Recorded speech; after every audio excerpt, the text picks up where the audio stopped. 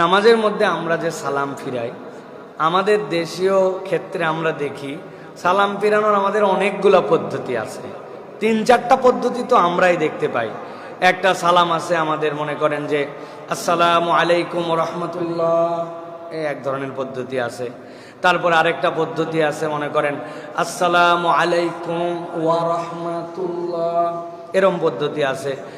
অনেক ধরনের পদ্ধতি আমরা দেখতে পাই। এখন এখানে শরীয়ত আমাদেরকে কি বলতেছে যে সালাম ফিরানোর মাসালাটা কি হবে? সালাম ফিরানোর পদ্ধতিটা মুহাদ্দিসিনে কেরাম ব্যাখ্যা করেছেন। বিশেষ করে ইমাম নববী রহমতুল্লাহ আলাইহি বলেছেন ইয়াবদাউস সালাম, সালামটা শুরু হবে কিভাবে? মুস্তাকবিলুল কিবলা, কিবলার দিক থেকেই আপনার সালাম শুরু হবে। মানে আপনি সালামের জন্য যখন নামাজ শেষ করবেন, আপনার স্টার্টিংটা মুখটা কিবলার দিকে থাকবে।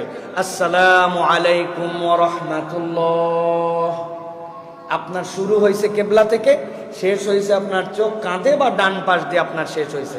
এরপরে মাথাটা জায়গা মতো চলে আসবে। আবার যখন দ্বিতীয় সালাম, সেটাও আবার শুরু হবে কিবলা থেকে। আসসালামু আলাইকুম ওয়া রাহমাতুল্লাহ দিয়ে আপনার শেষ হলো। কিন্তু আমরা অনেক সময় আসসালামু আলাইকুম রহমতুল্লাহ বলে এখানে থেকে গেলাম, পরের সালাম আবার আসসালামু আলাইকুম রহমতুল্লাহ। হবে না যে তা না, কিন্তু পদ্ধতিটা যে কেবলার দিক থেকে শুরু শেষ, আবার মুখ রিটার্ন আসবে এই জায়গায়, কেবলার দিক থেকে শেষ, আপনার সালাম শেষ হবে। এইভাবে যদি আমরা সালাম ফিরাই, তাহলে আমাদের সালামটা সবচেয়ে সুন্দর এবং সবচেয়ে বিশুদ্ধ হবে। এইভাবে আমাদের জন্য সালাম ফিরাতে হবে। সাথে সাথে মনে রাখতে হবে, নামাজের বিশ্লেষণ যদি দেখেন, পুরা নামাজে আমাদের সর্ব অঙ্গই কেবলার দিকে থাকে।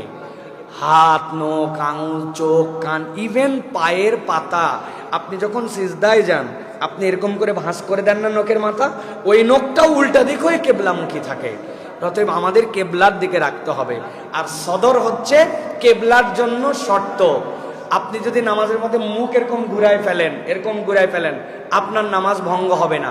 কিন্তু আপনি যদি হাত ভাঙো, আপনার সদর, আপনার কেবলার দিক থেকে 60 ডিগ্রির বেশি যদি আপনার বুক ঘুরে যায়, আপনার নামাজ ফাসেদ হয়ে যাবে।